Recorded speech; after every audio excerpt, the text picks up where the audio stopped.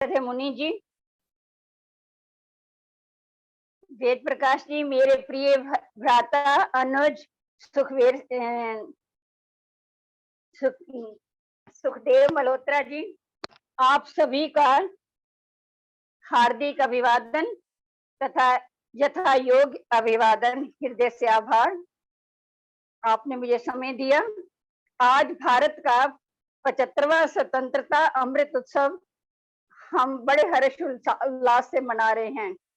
ये पर्व स्वतंत्र भारत का जन्मदिन है। 14 अगस्त 1947 को अर्धरात्रि को अंग्रेजों ने देश का बंटवारा कर भारत की स्वतंत्रता की घोषणा की थी। 15 अगस्त 1947 को प्रातः हमने स्वतंत्र भारत को खुली आंखों से निहारा था। आज ही के दिन स्वतंत्र हवाओं में हमने सांस ली थी, स्वतंत्र धरती पर विहार किया था। स्वतंत्रता शब्द से ही रोमांच उत्पन्न होता है, रगों में नव संचार, नव रक्त का संचार होता है। स्वतंत्रता की चाहत मनुष्य को ही नहीं, जीव जंतु वनस्पतियों में भी होती है। यदि बीज धरती में दबा दे तो वह धूप तथा हवा की चाहत में धरती से बाहर आ जाता है, क्योंकि स्वतंत्रता सबसे बड़ा हमारे जीवन का आधार है और स्वतंत्रता हमारा लिए एक अभिशाप है।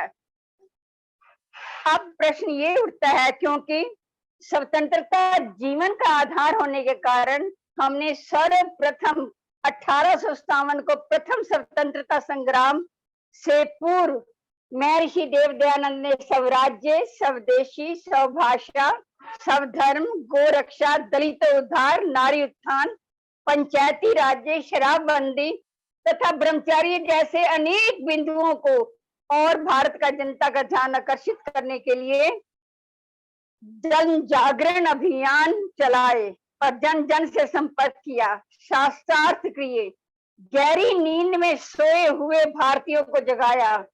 उनका व्यक्तित्व स्वतंत्र नेता, स्वतंत्र दृष्टा, स्वतंत्रता का अग्रदूत, शिक्षा का संवर्धक और महान मानवीय मूल्यों का ब्रह्मचारी क्रमठता जीता जागता प्रमाण था।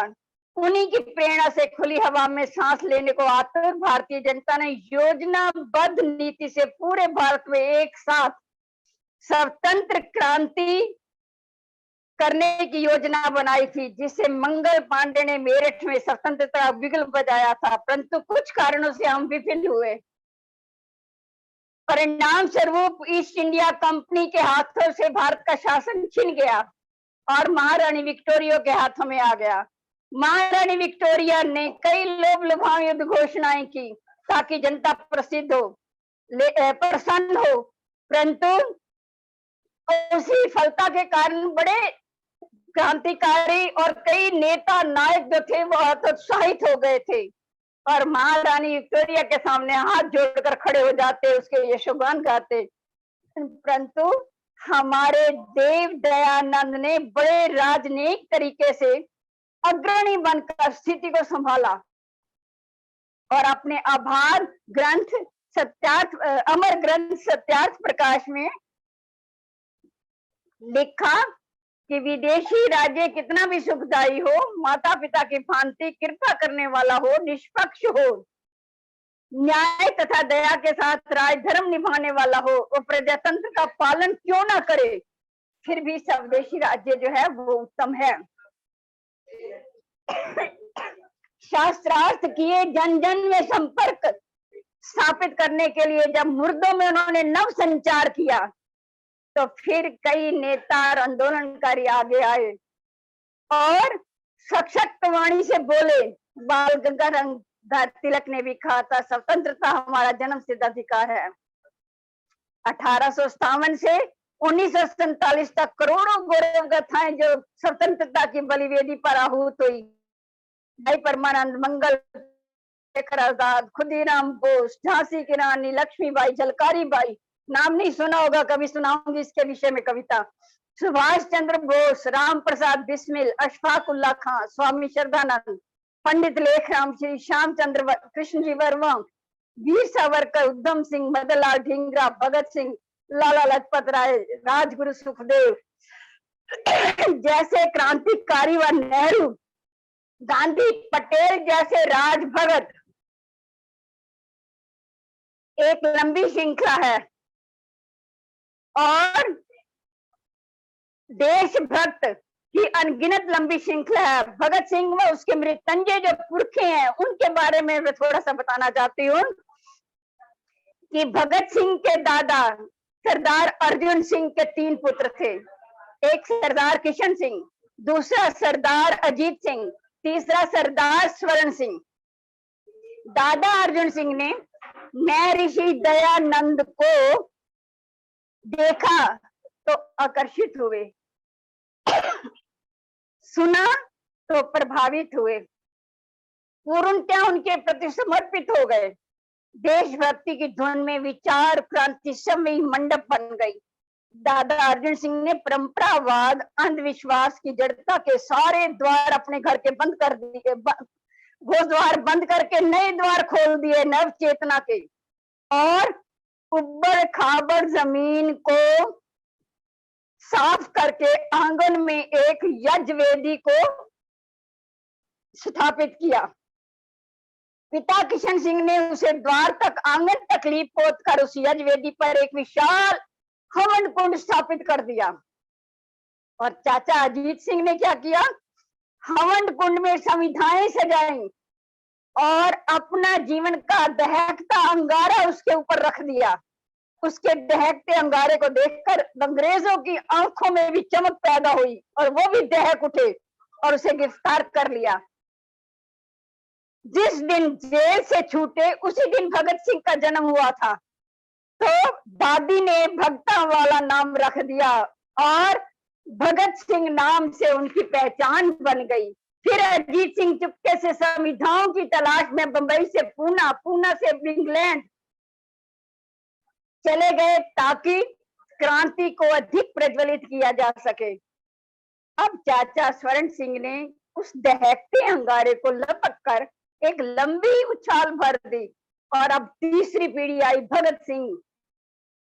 भगत सिंह संविधाओं को एकत्रित करने के लिए और खोज करने के लिए नहीं निकला, परंतु वह स्वयं ही संविधा बनकर एक विराट राष्ट्र यज्ञ में राजगुरु सुखदेव को अपने साथ लेकर तीनों ने अपने राष्ट्र यज्ञ में जीवन की आहुतियां दे डाली और एक विशाल राष्ट्र के महायज्ञ की प्रचंड रूप से प्रज्वलित किया।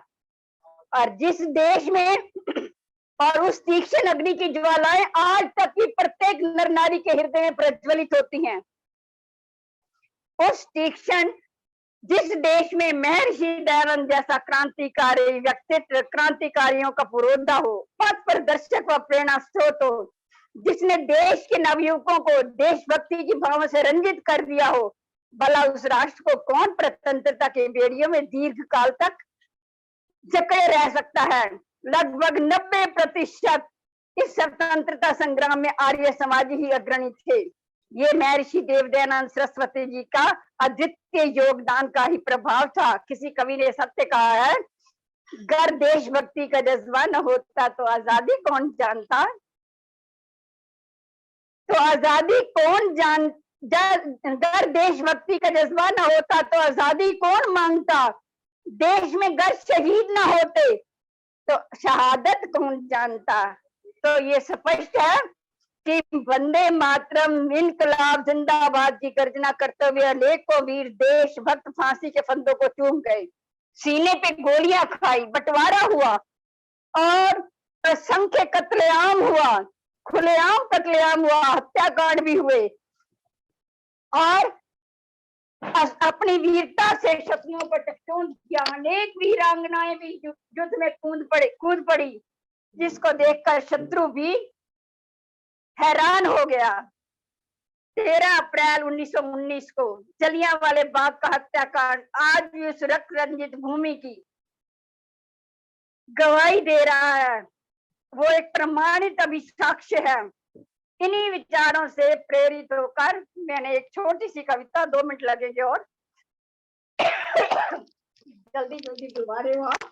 हाँ जल्दी जल्दी बोलिए, पानी पी पी करके जल्दी एक बोलिए। छोटी सी कविता हाँ हमारे मुख्य आपके सामने प्रस्तुत करती हूँ। हाँ मुख्य वक्ता जी आ गए शताब्दी की तरह। कविता का शीर्षक है, कविता का शीर्षक है शहीदों में तू नाम लिखा ले रे। वह देश देश क्या है जिसमें लेते हैं जन्म शहीद नहीं, वह खाक जवानी है जिसमें मर मिटने की उम्मीद नहीं। वह माँ बेकार सपूती है जिसने काया सुत जाया है, वह पूत पूत क्या है जिसने माता का दूध लजाया है। सुख पाया तो इतना जाना, दुख पाया तो कुंबला जाना, ये भी क्या कोई जीवन है, पैदा होना और मर जाना। पैदा हो तो ऐसा हो जैसा तात्या बलवान हुआ, पैदा हो तो ऐसा हो जैसा तात्या बलवान हुआ, मरना हो तो ऐसे मर जो भगत सिंह कुर्बान हुआ। जीना हो तो वह ठान ठान जो अमर सिंह ने ठानी थी, जैसे जीवन पा अमर हुई झांसी की लक्ष्मी रानी थी। कर 57 के दिवस याद, मत भूल अवध की बातों को, नाना दादा बहन छबीली मंगल पांडे के वादों को। यदि कुछ भी तुझ में जीवट है तो बात याद कर राणा की, दिल्ली के शाह बहादुर की और कानपुर के नाना की। कर याद कि तू भी वंशज है, भारतीय है, भारतवासी है। कर याद कि तू भी वंशज है, भारतीय है, भारतवासी है। नेता सुभाष पूर्वज तेरे, तू इसी देश का वासी है। याद करो अपने जोर और बलिदानों को, राष्ट्र धर्म पर मिटने वाले असंख्य वीर जवानों को, जिनके लाल चिने गए जिंदा दीवारों में, जिनका जीवन बीता ललकारों और हुंकारों में। रणभेदी का नाद बजा देना मां भारती की ललकार है, शेष रहे ना भारत में कोई गद्दार, यही मेरी पुकार है। मां भारती कहती है, मेरी आन बान की खातिर, मेरी आन बान की खातिर शत्रु को धूल चटा देना, इनकलाब जिंदाबाद का घोष लगा ले रे। वंदे मातरम गाता चल, शहीदों में नाम लिखा ले रे, शहीदों में नाम लिखा ले रे, शहीदों में नाम लिखा ले रे। भारत माता की जय, भारत माता की जय, वंदे मातरम, वंदे मातरम, जय हिंद, जय भारत, जय भारत, धन्यवाद। जय चंद्रकांता माता जी की जय, चंद्रकांता माता जी की जय।